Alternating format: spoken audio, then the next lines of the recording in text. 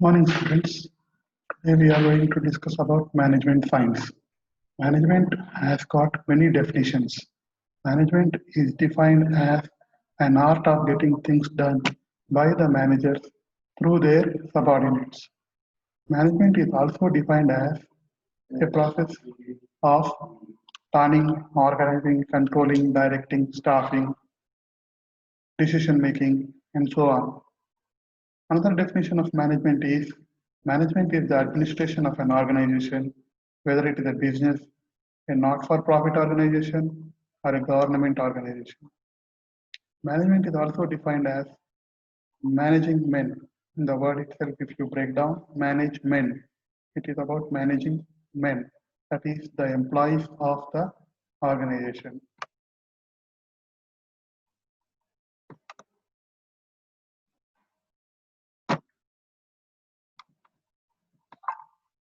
Functions of management: planning, organizing, leading, directing, staffing, controlling, coordinating, and decision making. These are the different functions of management. These are the things that the managers do. Whatever may be the department they are, whether they are in marketing or they are in finance or they are in production, all managers do the following functions. Though they look simple, but they are big tasks. Levels of management. There are four different levels of management. The operational level, which is called the low level of organization. At this level, the actual work of the organization, that is production, conversion of raw materials into products, is done. The tactical level, that is the lower middle level of the organization, the supervisors, the clerks, the administrators comes under this level. Next is the management level, that is the upper management level of the organization. At this level, the marketing manager, the HR manager, the production manager, the finance manager, etc. comes, and the task performed by them comes under this level of management. And the most top level of the organization is called the strategic level of the organization. It includes the top people of the business, such as the directors, the presidents, chairman, board of directors, and they take some important policy decisions like starting up new products, entering new industries, marketing, going foreign, like this. The branches of business management are as follows: financial management, human resource management, research and development, information technology, marketing management, operations and production management. These are the departments of a business organization. Just like in an engineering college, we have branches: civil, electrical, triple, mechanical, finance, office. Similarly, in business also, all the company is divided into some important branches like finance, production, marketing, HR, and recently, because of the growing development of computers, new department has come, that is information technology, and another important department is research and development. Now we are starting the first important theory of management, that is the scientific theory of management. The name of the person who gave this theory is F.W. Taylor, Frederick Taylor. He is known as the father of scientific management. He is one of the first person to study the behavior of people at the workplace, mainly the production. He was a manufacturing manager. After years of service in the manufacturing industry, he became a consultant and he taught managers how to apply his scientific techniques to increase the efficiency in the production department. He is believed by the increasing specialization and division of labor will improve the production process in a company. Definition of scientific management.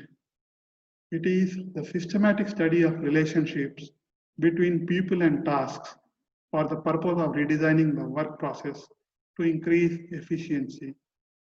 Scientific management means observing how the people, workers are doing the jobs in the production. If they are not making proper work, then improving the method of doing the jobs and making that method as the standard for all the people.